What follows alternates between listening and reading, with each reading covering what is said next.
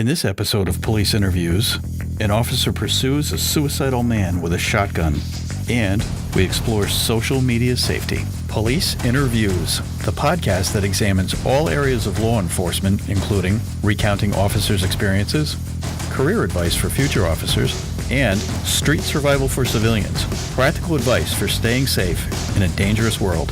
So sit back, fasten your seatbelt, and get ready for this episode of Police Interviews.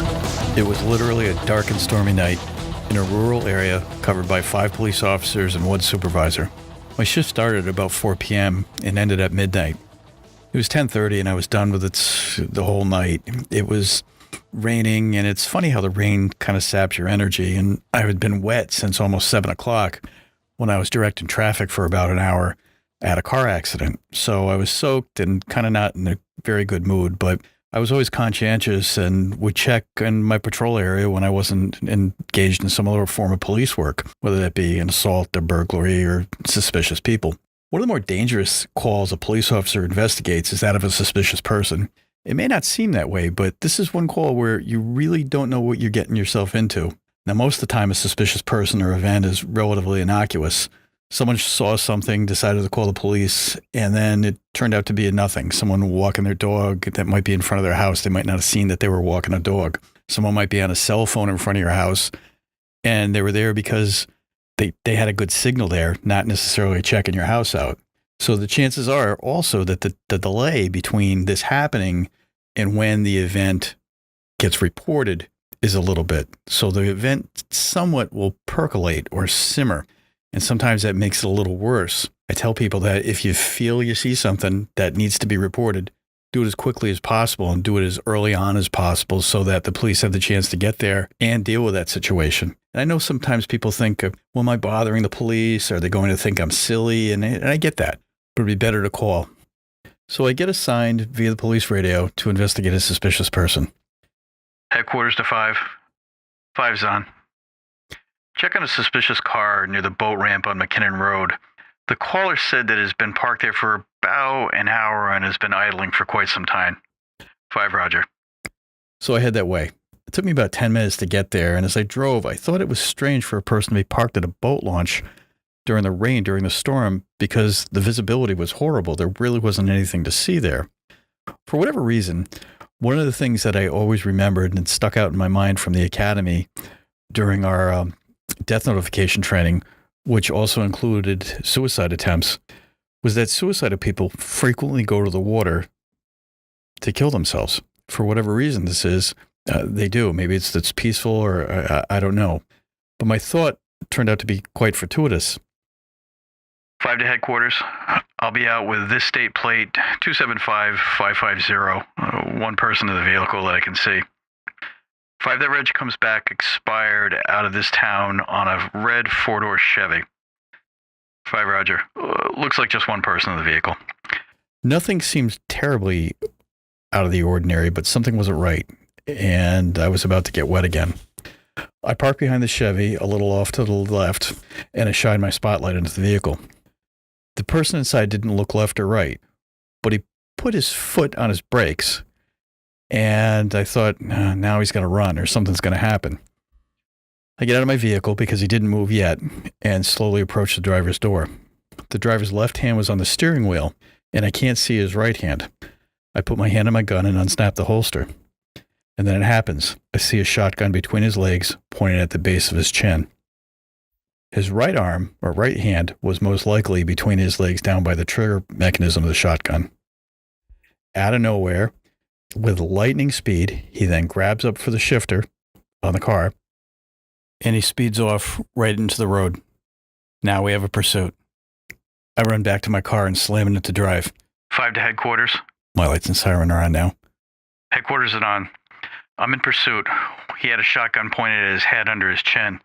He took off. I'm catching up. Speed's about 60. Roads are wet. He's the only person in the vehicle.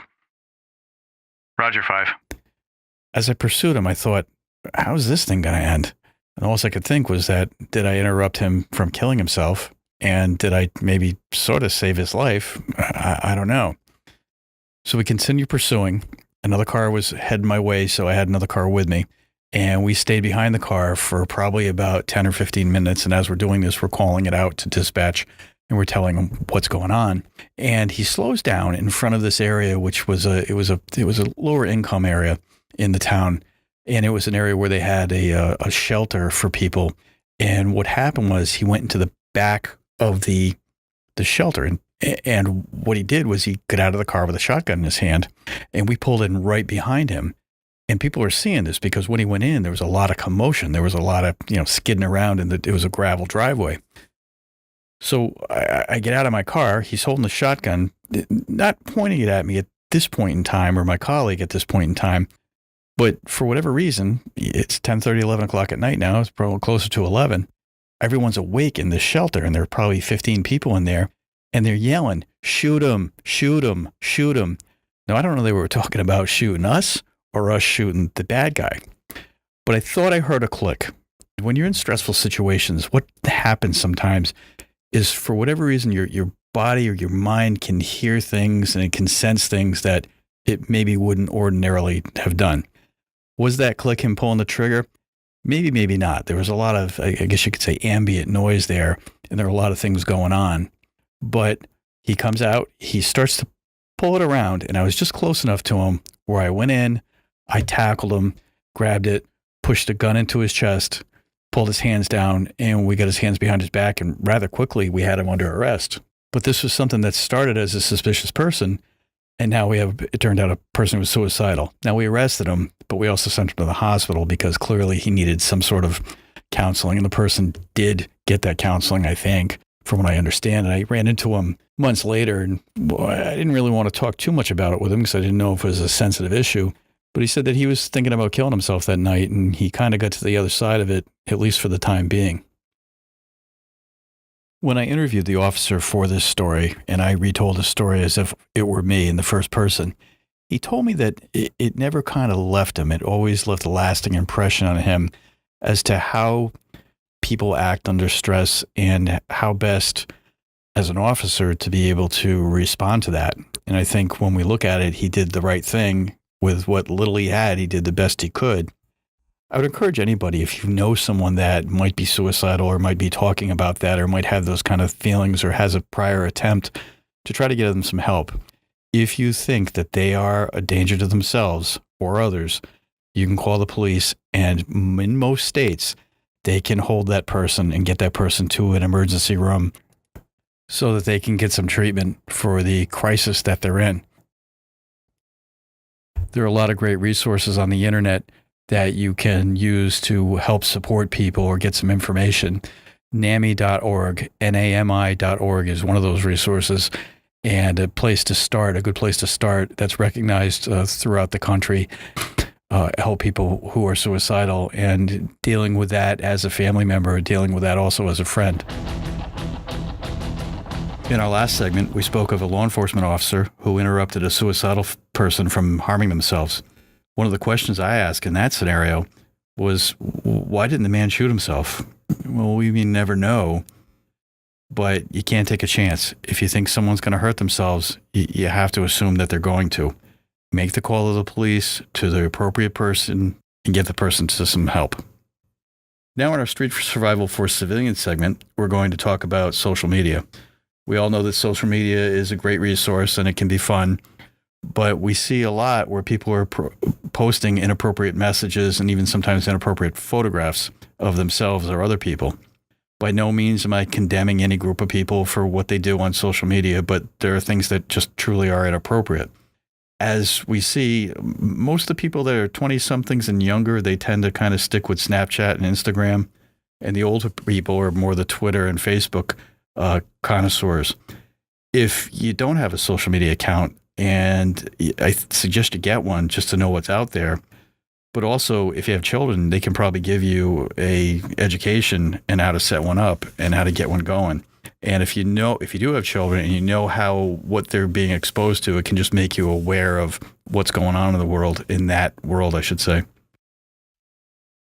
If you do end up getting involved in some level of social media and you aren't already, and you read something that's inappropriate, copy it. And if it appears criminal or a threat of a crime, call the police.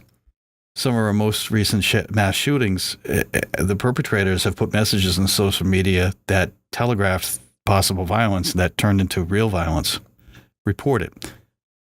Sometimes people do make good on their threats. If there's hostility in social media toward you or a coworker or supervisors, you need to report that either to your human resources, or if it's criminal, report it to the police. And you can always do these anonymously. It's not the best way, but you can make an anonymous report to the police. Another place where people get into trouble with social media are the dating websites.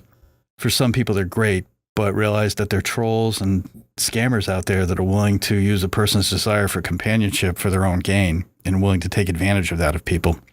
Never send money to a person you initially meet. Ever, ever, ever.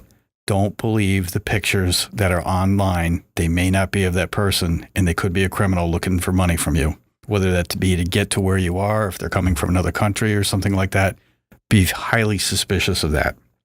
If you do meet with someone, do it in a public place for your first meetings, your initial meetings, someplace you're familiar with. Do it on your terms. Don't be afraid to walk away. We talked about that in our first episode. If something doesn't feel right, the chances are you're right. Listen to your inner voice. In some future episodes, we're going to talk about workplace violence, crisis intervention, and we'll also talk again about social media at length. You can contact us via email at policeinterviews@gmail.com. That's POLINNERVIEWS@gmail.com. Thank you for listening to this episode of Police Interviews.